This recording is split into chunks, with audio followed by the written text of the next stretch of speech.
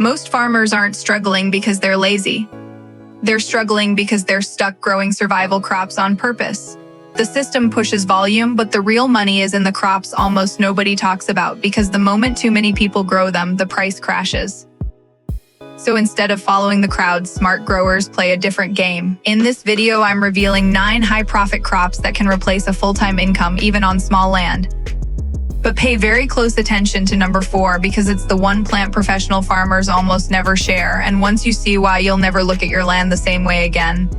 Before we go any further, I want to ask you something. Are you growing just to survive, or are you actually trying to build income from your land? Because those are 2 completely different games. Also, tell me where you're watching from, drop your zone or country below, because what I'm about to show you works almost anywhere if you choose the right crops. Now let's get one thing clear.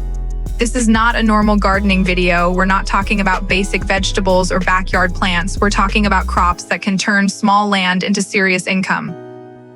In the next few minutes, I'm going to show you 9 high-profit plants, how they actually make money, and which ones can scale the fastest.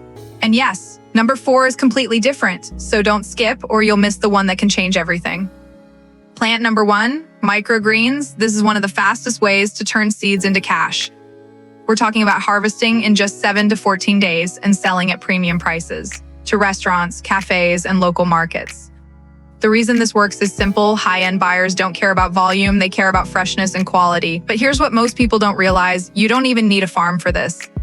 People are making consistent income growing microgreens indoors, in small trays, even in apartments. And once you build a few steady buyers, this turns into a repeat income system.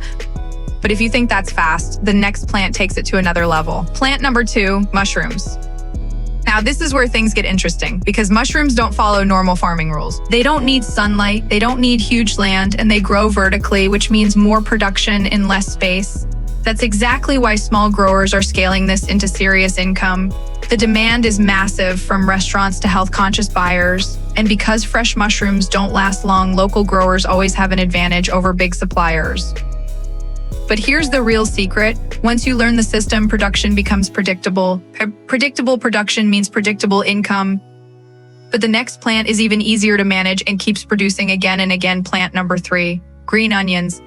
This might look simple, but it's one of the most underrated repeat income crops. You plant it once and it keeps growing back after every cut. That means you're not starting from zero every time. You're building a system that keeps producing. And because it's used in kitchens every single day, demand never really stops. But here's what most people miss. The real profit isn't in selling once, it's in selling consistently to the same buyers. That's where small growers win. Now, up to this point, everything has been simple and fast, but the next plant, this is where things completely change. The next one isn't just profitable, it's a completely different level of farming. And there's a reason most farmers never talk about it. Plant number 4, saffron. This is the crop most farmers avoid, and that's exactly why it pays so much. Saffron is one of the most expensive spices in the world, with prices reaching thousands of dollars per kilo. But here's the catch. Each flower gives only a few threads, and everything is harvested by hand. That difficulty scares people away, which keeps supply low and prices high. But here's what most people don't realize. You don't need massive land to grow saffron. A small, well-managed plot can generate serious income because you're selling value, not volume. And that's why professional growers rarely talk about it, because the moment too many people enter, the advantage disappears. But if you think this is the best, the next few plants are how you actually build long-term wealth. Plant number 5, aloe vera. This isn't just a plant, it's a complete income system. You can sell fresh leaves, extract the gel, turn it into powder, or even create skincare products. That's multiple income streams from one crop. The demand is global, from health brands to cosmetic companies. But here's the real advantage. Aloe vera keeps growing back again and again, which means once it's planted, it becomes a long-term income source, and the more you process it, the more profit you unlock. But the next plant is even more powerful when it comes to scaling. Plant number 6, ginger. Most people sell ginger as a raw crop, and that's where they lose money, because the real profit comes from processing fresh ginger, dried ginger powder, extracts. Each step increases the value, and the best part, it stores well, which means you don't have to rush to sell. Smart growers wait and sell when prices go up. But here's the hidden advantage. Once you start growing it, you can reuse part of the harvest to grow more. So your costs go down while your production keeps increasing, and that's how small farms scale. But the next plant is built for consistent repeat income. Plant number 7, lavender. This plant looks simple, but it taps into a massive global market. Essential oils, dried flowers, teas, cosmetics, one crop, multiple industries. And once it's established, it produces year after year. But here's what makes it powerful. You're not just selling a plant, you're selling a product, which means repeat customers and stable income. And farmers who take it further even turn lavender farms into tourism income. But now the next plant moves into premium territory. Plant number 8, wasabi. Not the fake one you see everywhere, real wasabi. This is one of the rarest crops in the world, and that's exactly why it pays so well. Most restaurants don't even use real wasabi because it's too expensive and hard to grow. It needs very specific conditions, clean water, controlled environment, and that difficulty keeps competition low. But for the few who grow it successfully, they don't sell cheap, they sell directly to high-end buyers, and that completely changes the income level.